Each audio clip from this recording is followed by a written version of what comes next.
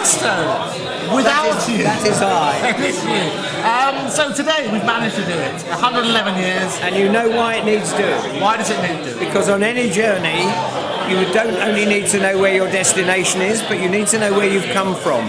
And that's why plaques like that are important. Okay, you started, you're renowned for starting close-up magic in this country. Tell me about that. I'm not saying I started it. I was the first to realise the potential and to realise that society had changed to the point where it was going to need it. And I was the first person to step in and fill that gap.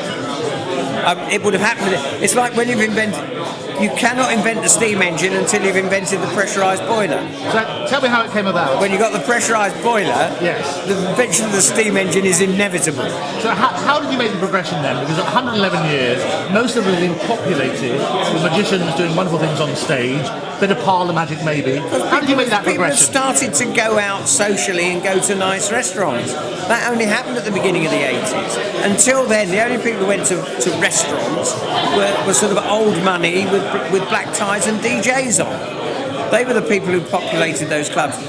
Things changed in the 80s, and people, more prosaic people, used to go out. They had money to spend in restaurants, and they needed something to watch while they were waiting for the pudding to show up.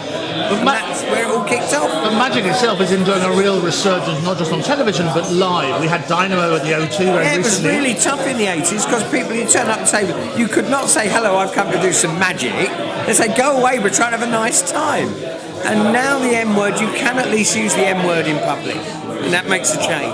And this is interesting, as I say, because Dynamo himself has done a tour of the O2, which is normally for massive superstars in the music world. You yourself have just come back from a major tour. Tell me about that. It's called the Champions of Magic. And it's a really nice show because it's got all the whiz-bangs and pops and television screens with close-ups on, but it's accessible. We've kept the prices down to 25 quid a ticket. You can take the whole family to this show for the price of one ticket to the bigger Impossibles, and yet we're filling 1,000-seat theatres. We're very proud of it.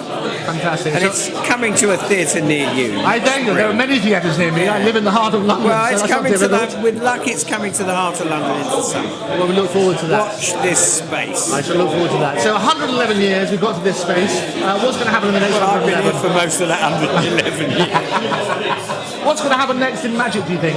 It'll just progress. It'll probably blow itself out and everybody will start to hate it again, and then it will go round the circle again. It's a circle. It's there's a renaissance at the moment. The bubble might burst at any time. I hope it doesn't, but it might. If it does, it will reconstitute itself and it will find a way out 10 years down the line. And I think the interesting thing is the same as the music industry is going through a resurgence and different streams of income. So people are now making it from live as opposed to from records and so on and so forth. It's turned round. You used to make the money from the CDs that sales or the LP sales that you generated as a result of doing a live concert. Now the music goes out online and you pay to go to the concert.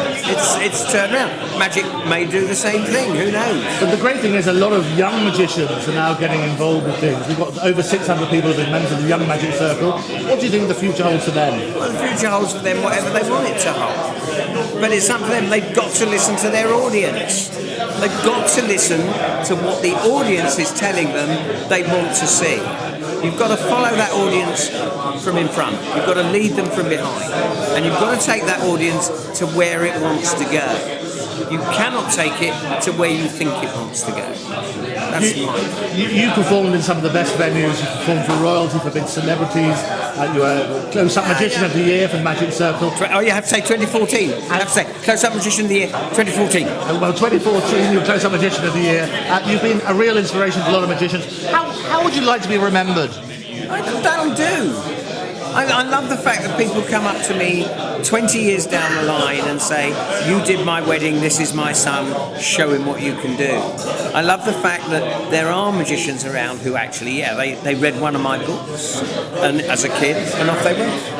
Any final thoughts, recommendations, people getting into magic now, what's the one tip you would give them? Keep it simple, keep it powerful and listen to your audience. It'll tell you everything.